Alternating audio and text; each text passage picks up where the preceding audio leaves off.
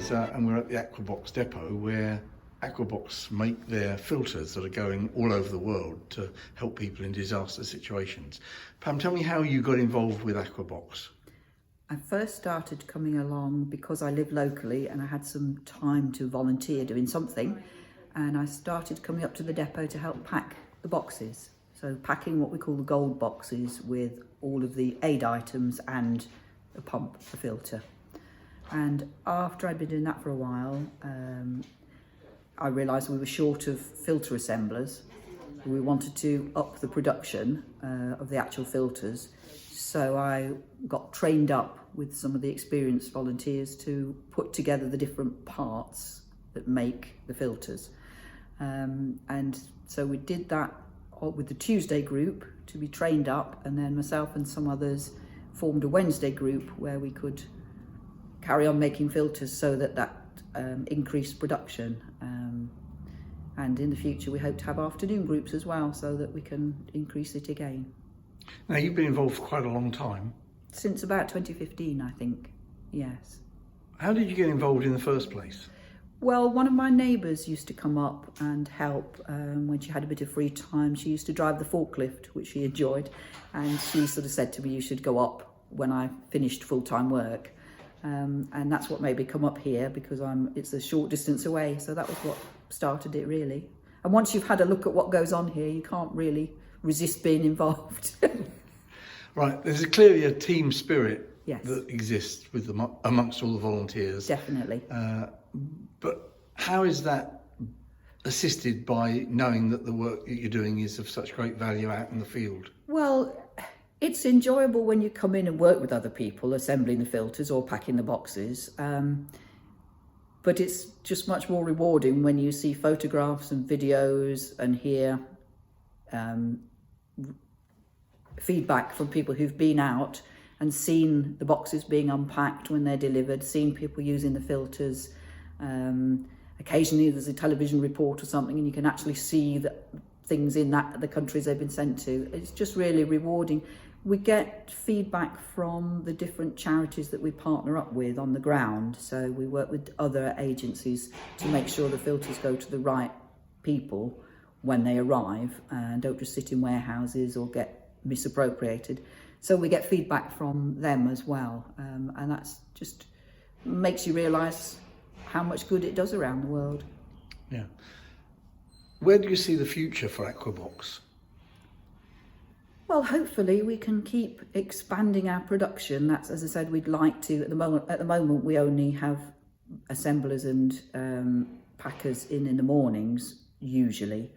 We'd like to be able to have packers and assemblers in the afternoons as well during the week.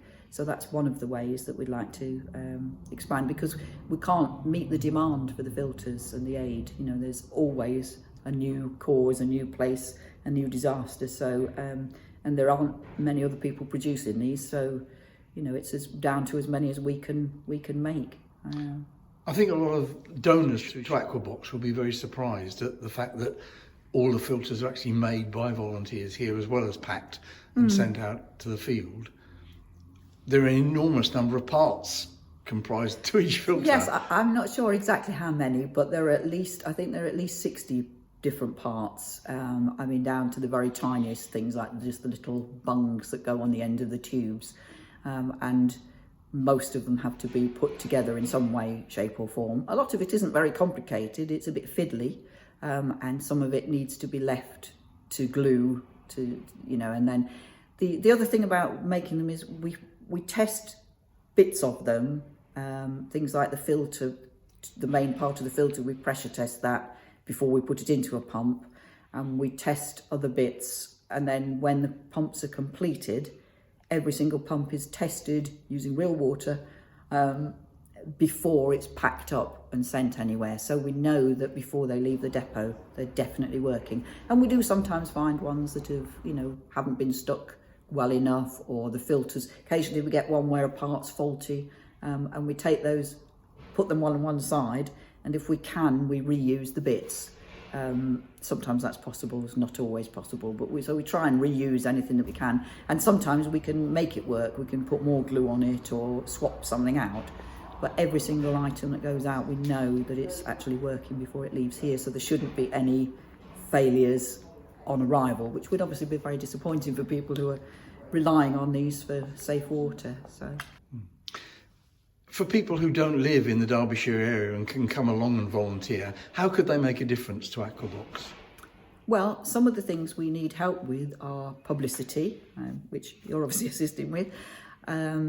We obviously need items, so we put out appeals for things like towels, toothpaste, certain things we're short of. If we're struggling to get supplies, we sometimes put out appeals for them. Or maybe they might be able to come along for a visit to the depot, and then they might see something themselves and think, oh, well, I could help with this or that. They might have IT skills or ideas about how we might improve production or contacts for how to get different things. Always useful. It's amazing what people know and who they know. You know, oh, I've got somebody in the family who works for this company that makes, I don't know, wooden spoons or something. You know, we've got there's a company in Cumbria who supply us with pencils, which is brilliant because it means we can send those out. They don't charge us anything for them.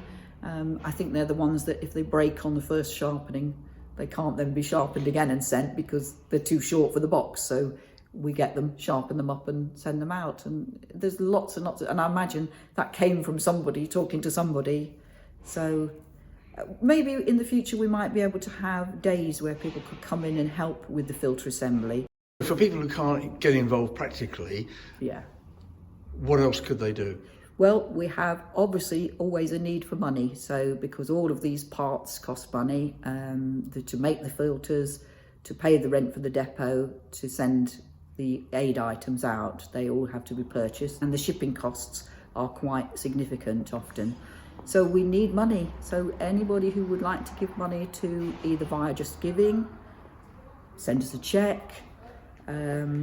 You can make bank transfers nowadays, of course, direct transfers. So anything that you'd like to do, if you want to do an event and donate the money to Aquabox, that's good. We can send people some publicity materials if they want to have some kind of event and have Aquabox, you know, logos and things prominent for their event. So anything that raises money, really.